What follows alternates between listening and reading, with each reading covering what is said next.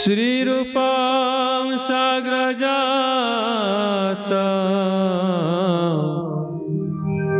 सहगण रघुनाथान्वितं तं सजीवं साद्वैतं सावधूतं परिजनसहितं कृष्ण चैतन्य देवं श्री राधा कृष्ण पादा सहगणा ललिता श्री विशाखान्वितांश्च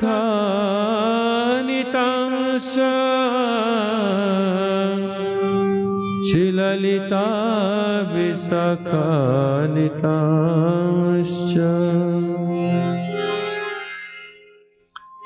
श्री कृष्ण चैतन्य प्रभु नित्यानंद श्री अद्वैत गदाधर शिवासादि गौरभक्त वृंद श्री कृष्ण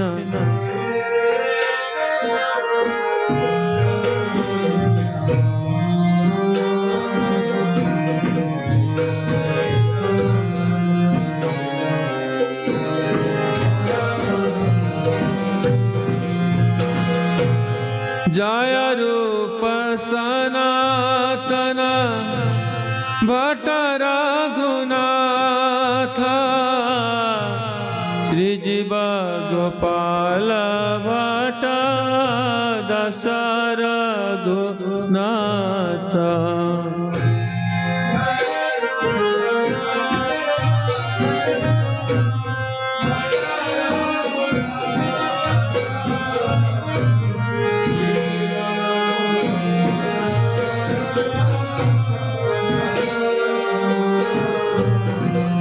जय निताई गौरांग जय निताई गौरांग निताई गौरांग जय निताई गौरांग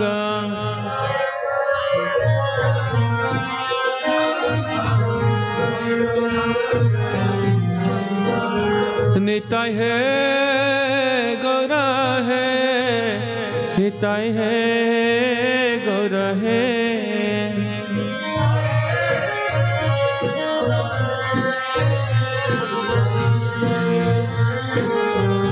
निताई गौरा हरि बोल हरि बोल हरि बोल हरि बोल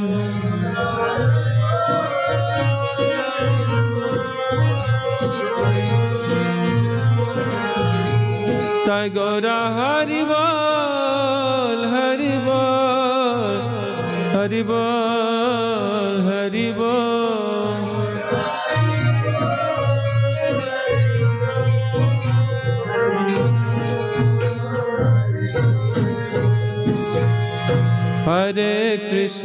हरे Krishna Krishna Krishna Hare Hare Hare Ram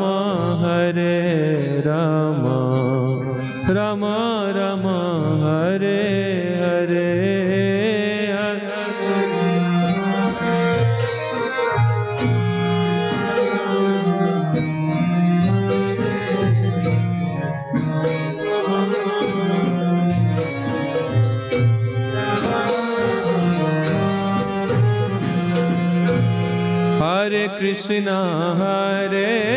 Krishna Krishna Krishna Hare Hare Hare Ram Ram Ram Hare Hare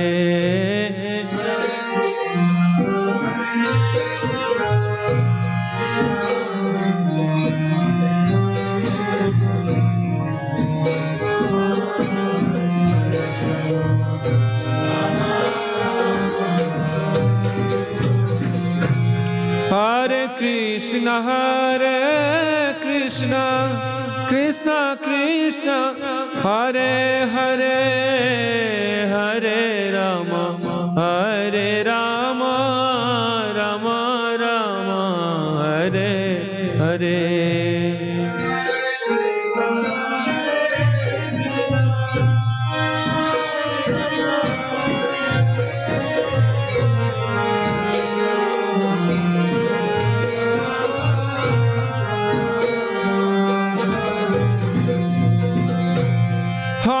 Krishna Krishna Krishna Hare Hare Hare Rama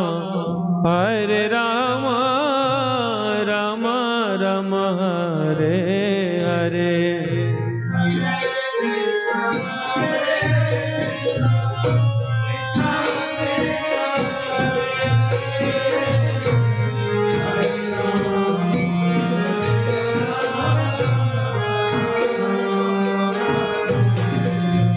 Hare Krishna Krishna Krishna Hare Hare Hare Ram Ram Ram Hare Hare.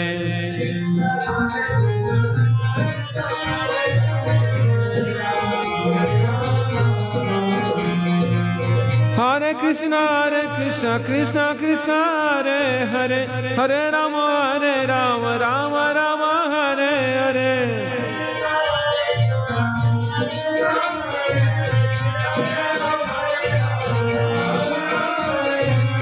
Hare Krishna Krishna Krishna Hare Hare Hare Ram Ram Ram Hare Hare.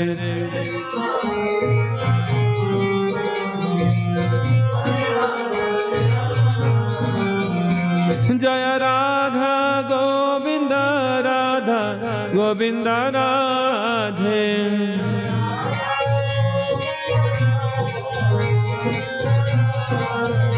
Jaya Sachinandan Gaura Hari Sachinandan Jaya Gaura Hari.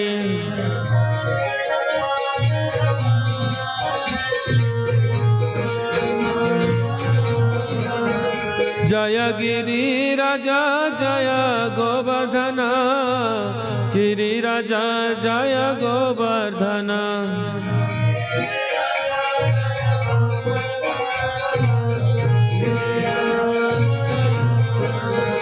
Jaya Radha Kunda Jaya Shama Kunda Radha Kunda Jaya Shama Kunda.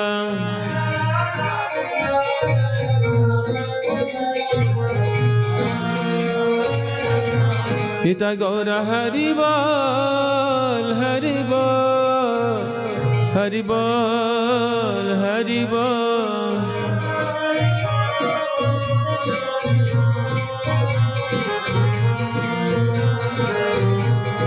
Jaya Gurudev Gurudev Gurudev Gurudev.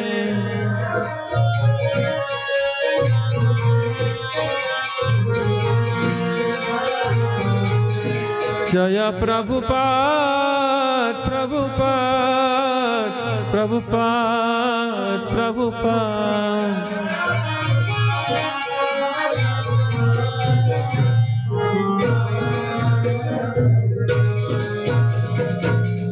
Jai Gaur Pramanande Hari Hari Bol.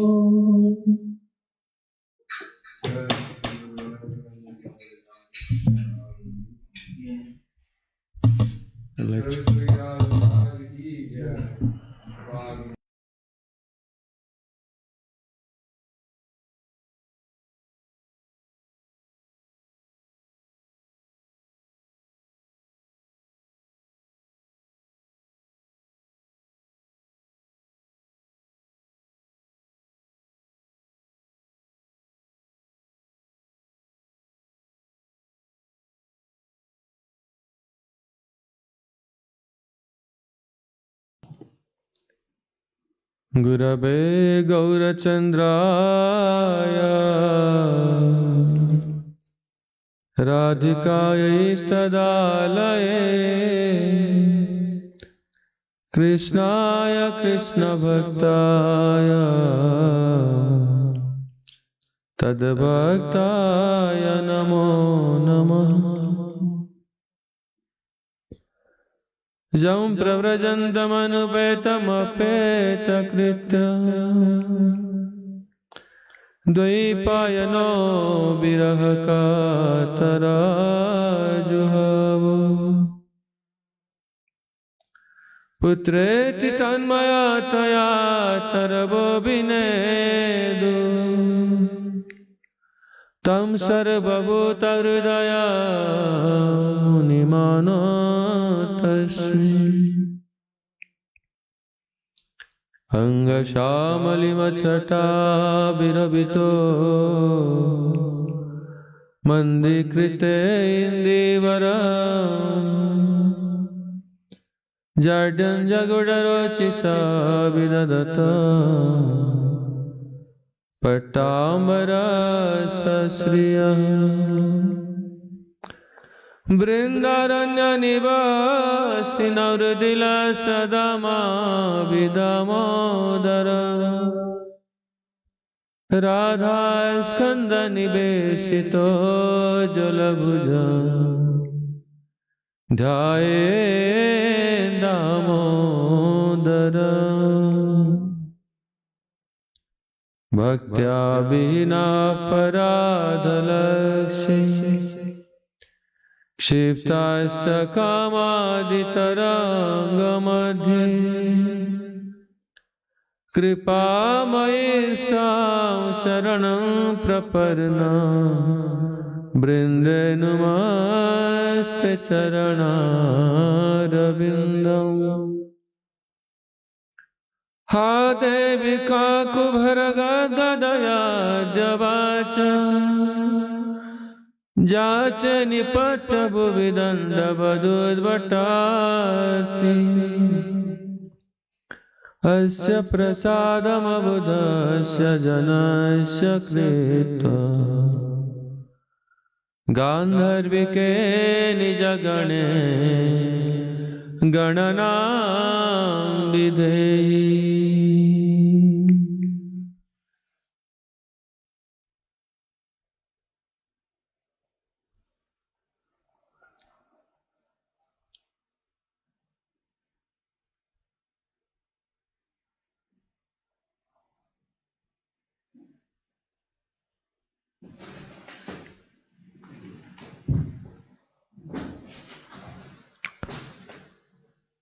मैं सर्वप्रथम मेरे परमाराध्यतम गुरुदेव विष्णुपाद परमहंस परिव्राजकाचार्य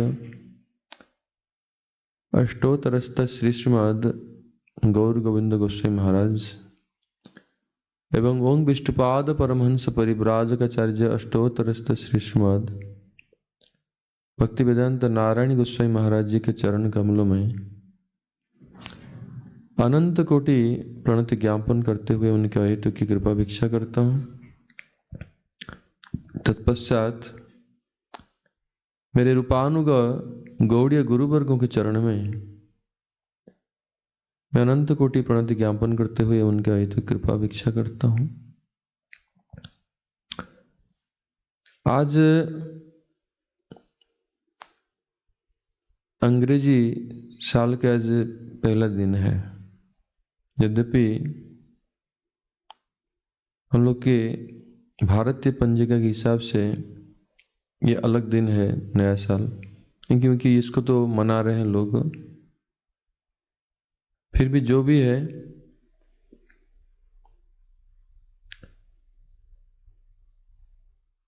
यद्यपि पुराना नया, जिस प्रकार हमारा शरीर इस सब समय आत्मा पुराना शरीर को छोड़कर नया शरीर में प्रवेश करता है। इसमें भगवत गीता में भगवान कहते हैं कि वासांसि जीर्णानि यथा विहाय नवानि गृह्णति नरोपराणि। कि वासांसि जो शरीर अभी जीर्ण हो गया, जैसे पोशाक पुराना हो जाने से, जीर्ण हो जाने से, मतलब खराब हो जाने से हम लोग नए पोशाक पहन लेते हैं, नए कपड़े पहन लेते हैं, पुराना को छोड़ देते हैं।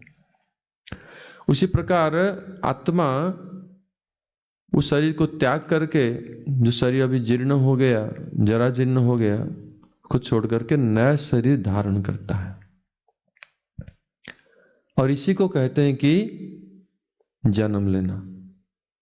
आत्मा वही है, आत्मा पुराना है, कोई नया नहीं है। आत्मा नित्य है। नित्य वस्तु का सब समय कोई नया पुराना विचार नहीं है। वो नित्य, वो सब समय है। पहले था, अभी रहेगा और आगे भी रहेगा, अभी भी है। नया पुराना जो कंसेप्ट है ये जड़ जगत के लिए है, जहां परिवर्तनशील है। भगवान ये भी कहते हैं कुमार देहिनोस्मिन् यथा देहे कुमारं यौवनं जरा तथा देहांतर प्राप्ति। कि आत्मा देही जिस प्रकार छोटे बालक के शरीर से युवक शरीर, युवक शरीर से बुढ़ापा, एक वृद्ध शरीर को ग्रहण करता है, उसी प्रकार मृत्यु के बाद में, इस शरीर के अधपतन के बाद में नया शरीर को ग्रहण करता है।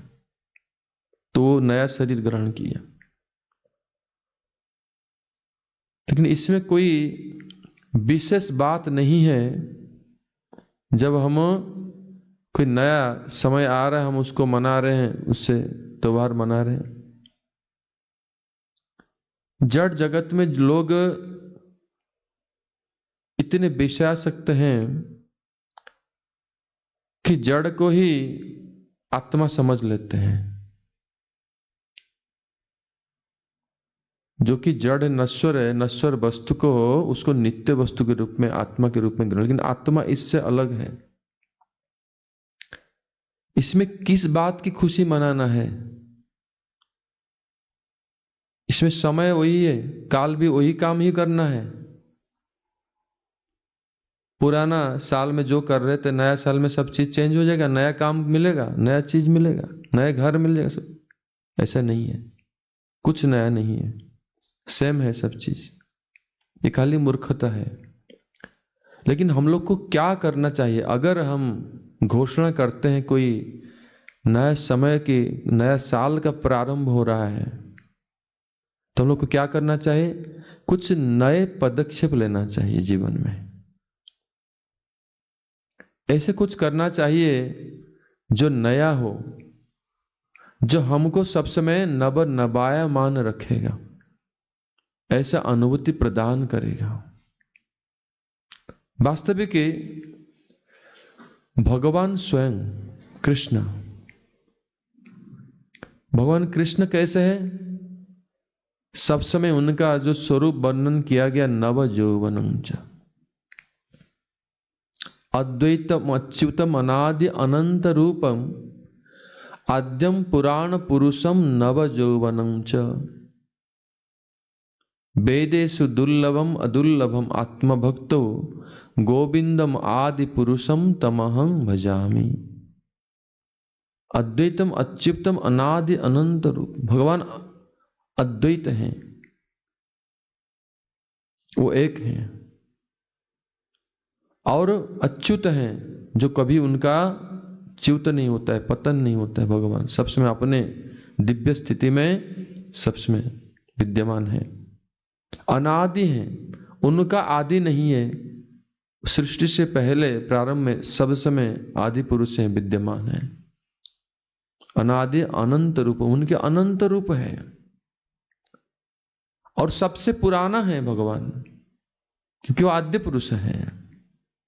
लेकिन नव यौवनं च, भगवान सब समय नए यौवन, उनका जो स्वरूप है, उनका जो रूप है, सब समय नव यौवन। यौवन जो आज युवक हुआ तो काल तो एक दिन तो पुराना हो गया, बूढ़ा हो गया। धीरे धीरे दूसरा दिन, तीसरा दिन, कुछ महीना चला गया, धीरे धीरे यौवन क्या होता है? क्षीण होते जाता है। फिर धीरे धीरे प्रौढ़ होता है, बुढ़ापा धीरे धीरे आता है। लेकिन भगवान ऐसा नहीं, सब समय नए यौवन के रूप में, आज भी नए, काल भी नए, सब समय नए रहते। भगवान वृंदावन अप्राकृत नवीन मदन। ये कामदेव जो है देवता, जो कामदेव देवता है, वो अप्राकृत मदन नहीं है, वो प्राकृत मदन है।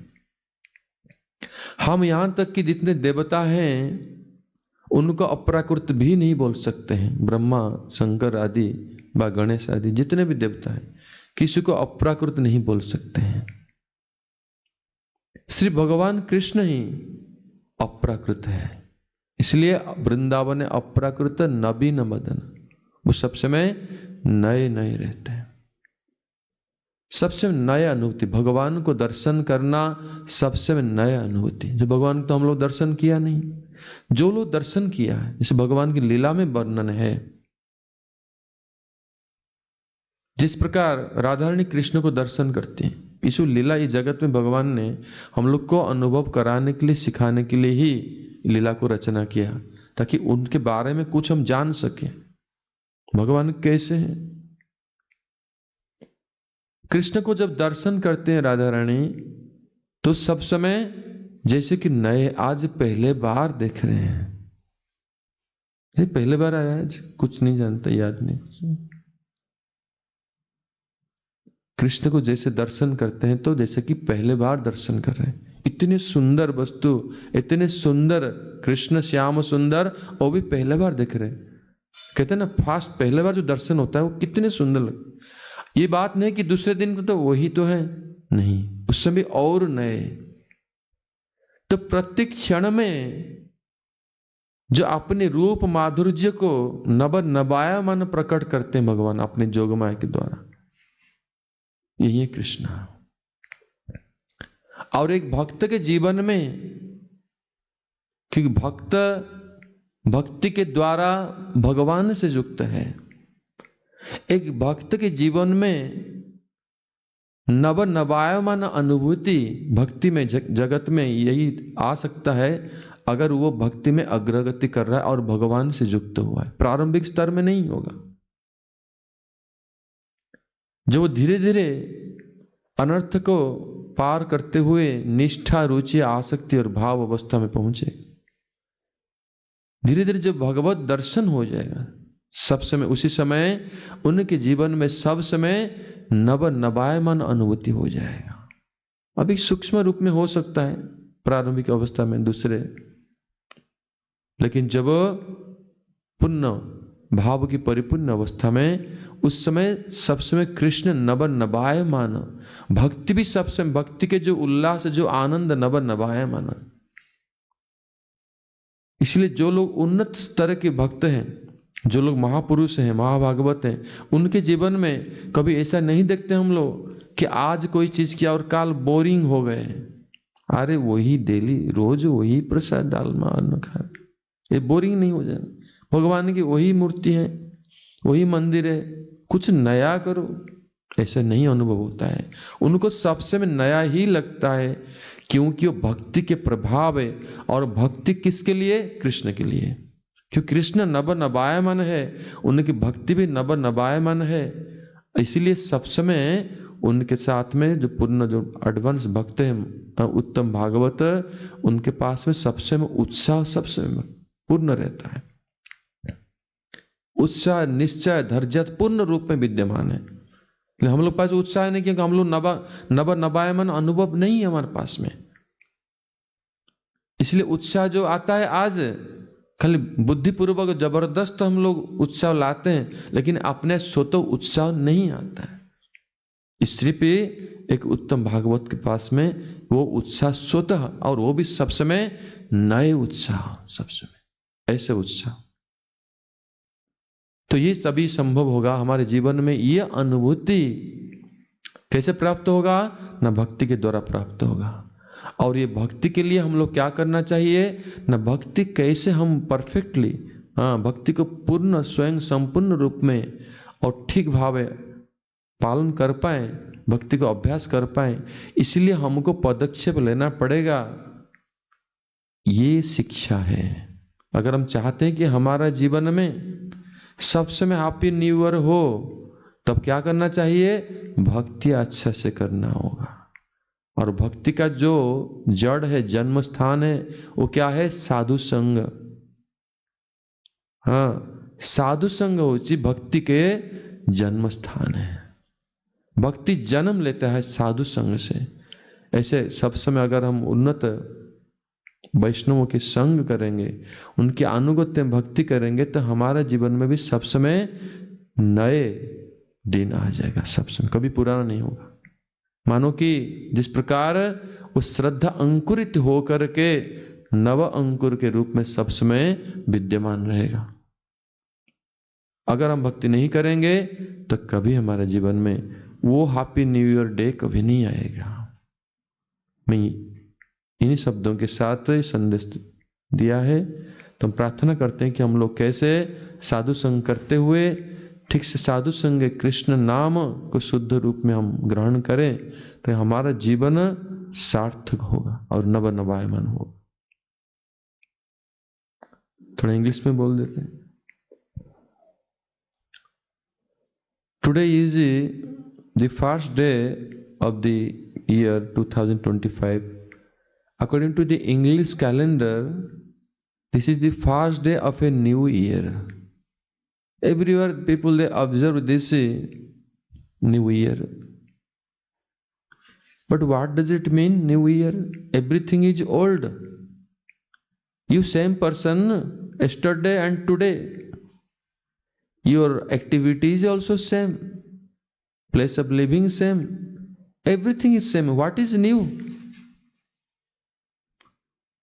If the time is new, you're telling the time is new, they observe big feast, so much firework and so many things, big festival, big feast they do, make so much enjoyment. But what does it mean? Is it really significant or not? We try to consider this. How much it is related in our life. Actually, it is ignorant. If you analyze it, you'll find that this is simply ignorance. But it is nothing is new. Your life became new, everything became new, climate became new, everything new. No. But according to our Bharat calendar, Indian calendar,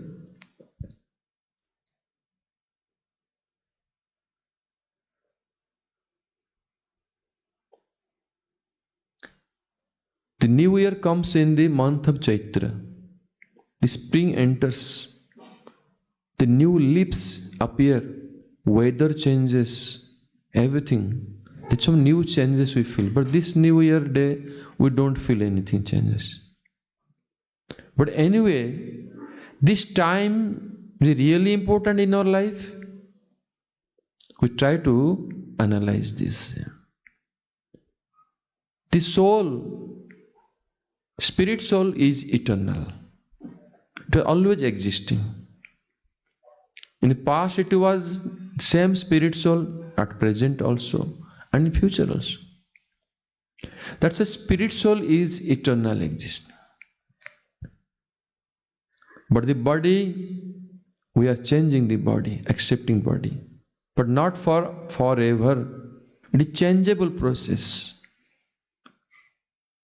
So in Bhagavad Gita, Bhagavan Krishna is saying, Vasansi jirnani jatha vihaya navani grunhati naro parani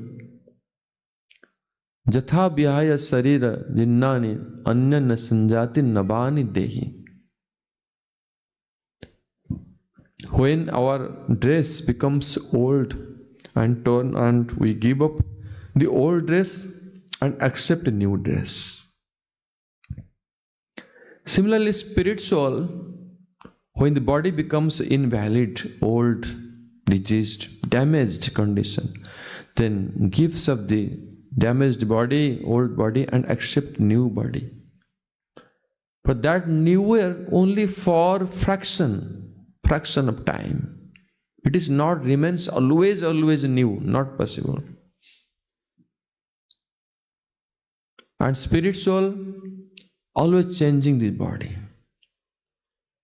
Like in childhood body, and then youth body, then more mature youth body, and then old age body, and then gives up the body, accepts another body, take birth again. This is new. Changing, accepting new and become old again, new. Is it something significant? This is also not significant. This will be significant to accept a new body in the life is significant? No, only same you have to be in bondage. Your same you are in the bondage of Maya. You don't have that newer feeling. Then further we search in Shastra, we see that only one person is there who is always newer and newer, always. And eternally always newer and newer. That feeling is there. Who is?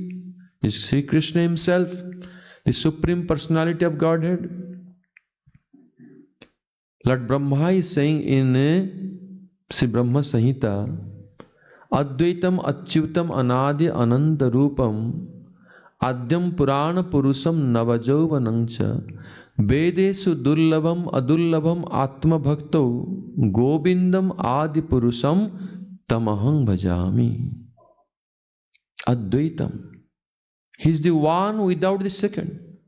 He is the Supreme Personal, source of everything. Samam Bonam.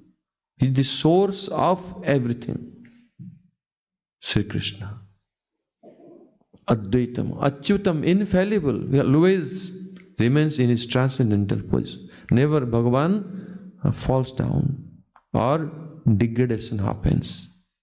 Always. In his own eternal position. Advaitam Achyutam.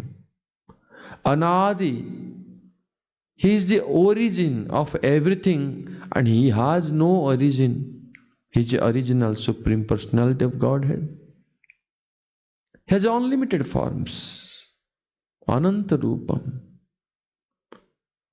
Adyam, he is the origin of everything. And Navajovanamcha. Although he is the oldest person, but always he is always present in fresh, new, youthful, early youth stage. Always. That always remains in every moment. Today who has entered into youth, day by day becomes old. Some changes happens only for few, short time that youth appearance remains. But for Krishna, every moment, always fresh youth. The source of all youthfulness always remains. Navajovanam. The youthfulness remains always in newer. Only Bhagavan is like this, always new, fresh new. Never becomes old. And when a sincere soul, a spirit soul, like we, when we will be connected with Bhagavan, we will be connected with Krishna through the process of devotional service, and certain stage, at the perfectional stage of devotional service, we will have that feeling. That is nil. The bhakti also like this. Krishna is a Navanabayaman, always newer. Similarly, the devotional service also like this. But in early stage, we don't feel this. In advanced stage, we see that Shraddha, that faith is always sprouting and growing and always giving you newer and newer. Like Krishna is always new, ever fresh, new. And bhakti is also like this. This will be only possible when we'll advance in bhakti and we'll go beyond the anarthas, then cross the stage of nishtha and ruchi asakti, then bhav. And the maturity of bhav, then this stage will come. We'll always feel Shyam Sundar, always fresh, new. And the devotional service we are doing will be always feel like a newer experience. Fully inspired. We see that. Those who are advanced devotees like Mahabhagavats, very pure devotees, they never become bored. Oh, today we sing same prasadam, rice, dal, sabji, same temple, same deities, all same and same. It's always same. They never feel like bored. They never feel discouraged. They always feel inspired always. The utsaha, the inspiration, enthusiasm always remains in every moment. Our enthusiasm has some cause. We artificially use our intelligence to remain enthusiastic. It is not spontaneous. But for a pure devotee, the enthusiasm always remains, ever new experience. This is due to the advanced stage of devotional service. And that devotional service, because it is connected to Krishna, who is always ever new. That's why those who are advanced devotees, their devotional service, we see that their all activities are like this. They never feel like, they became boring with this and that. Although doing same activities, externally see same Harinam chanting, same Kirtan doing, same Kirtan, same Harinam, same Mahaprasad, same service of deity, same everything. But it's always new and new. They never feel it is old and old. This is the difference. Because this is connected to Krishna. That's why Krishna cannot be understood. We cannot understand this fact by material intelligence, by material knowledge. Because Bhagavan is aprakrita, transcendental. Krishna is transcendental to the material modes of nature. By the help of his yogamaya potency, Krishna manifests this pastime. If Krishna would not manifest his pastimes, we would not be able to have understood this. We'll have no means to understand. This is the way how Krishna wanted to express himself, manifest himself in this world, so that we'll understand how Krishna is. Is aprakrita. Even big demigods, Lord Shiva, Brahma, Ganesh, they cannot be called aprakrita. Aprakrita means transcendental. Krishna himself only aprakrita, transcendental. And that's why darshan of Krishna is always newer and newer feelings. It is not like something one time and then you search for another thing. Not like this. You always see as if you are seeing Krishna first time. Is there an example? There is example.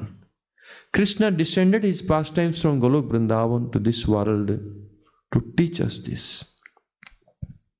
Srimati Radharani, when she's having darshan of Krishna, Gopi is having darshan of Krishna, they always see Krishna as, this is Sri Krishna. Shyam Sundar, so beautiful.